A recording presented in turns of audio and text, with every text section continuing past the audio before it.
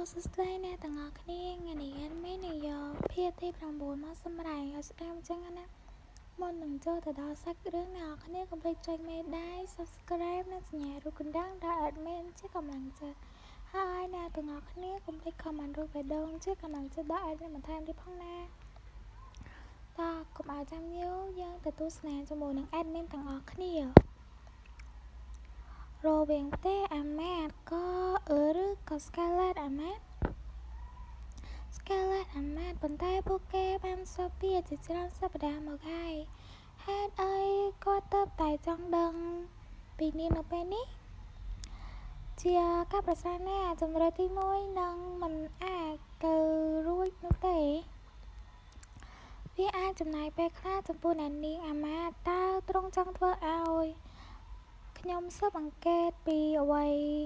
ខ្លះព្រះករុណាជាម្ចាស់អ្វីក៏ដោយដែលខ្ញុំចាប់អារម្មណ៍ប្រើការគិតរបស់លោកតាមការចងចាំរបស់ទ្រង់ព្រះករុណាជាម្ចាស់ខ្ញុំរីករាយដែលខ្ញុំមិនត្រូវស៊ើបអង្កេតគ្រួសារទាំងមូលនេះដូចជានំខេតមួយដុំតើខ្ញុំអាចមានការវិភាគណាត់ជួបផ្លូវការរបស់ទ្រង់បានទេទ្រង់ត្រូវបានតម្រូវឲ្យជួបអ្នកនាងយ៉ាងហោចណាស់2ដងក្នុងមួយខែខ្ញុំនឹងអាចប្រមូលព័ត៌មានបន្ថែមប្រសិនបើខ្ញុំអាចនៅក្បែរពេលទ្រង់កំពុងជួបអ្នកនាង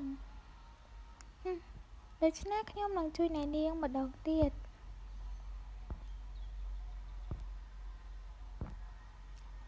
ខ្ញុំគិតថាលោកនិយាយក៏ត្រូវការវិភាគមិនត្រូវបានកំណត់ទេលោកអាចសរសេរមួយហើយផ្ញើវាទៅលំនៅដ្ឋានអាម៉ាតខ្ញុំនឹងឲ្យលោកកត់ត្រាការជួបគ្នារបស់យើងយ៉ាងហោចណាស់ម្ដងក្នុងមួយខែបាទព្រះករុណាជាម្ចាស់ខ្ញុំនឹងចាក់ចែងឥឡូវនេះហេតុអ្វីគាត់មើលទៅសប្បាយចិត្តម្ល៉េះខ្ញុំមិនចាំទេថាលើកចុងក្រោយដែលខ្ញុំបានឃើញស្នាមញញឹមដ៏គួរឲ្យខ្លាចនោះនៅពេលណាតើវាមានអ្វីមួយដែលត្រូវធ្វើជាមួយនឹងអ្នកនាង Scarlett មែនទេឬនាងបានលេងល្បិចលើគាត់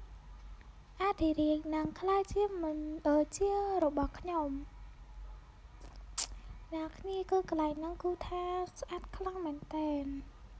គេជីងមកទូស័យយើងមានអំណាចហ្មងណាគឺសាំតបែបមេអេមីនតទៀតវាមិនអាចទេខ្ញុំត្រូវសើពីនាងឲ្យបានឆាប់តាមដែលអាចធ្វើទៅបានចឹងរឿងបែបអេមីនមានតែប៉ុណ្ណឹងក៏អរគុណដែរដែលបានគ្រប់គ្រងដល់អេមីនចឹងមានតែប៉ុណ្្នឹងហ្នឹងទេហើយលើកនិយាយទៅអេមីនថ្ងៃហ្នឹងរៀងវីដេអូតិចហើយមានប៉ុណ្ណឹងឯងបាយបាយអ្នកគ្នាកុំភ្លេចរងចាំភាគទី10ណាថាភាគទី10របស់យើងហ្នឹងវាយ៉ាងម៉េចយ៉ាងម៉ានចឹងឯងមានប៉ុណ្ណឹងឯងបាយបាយ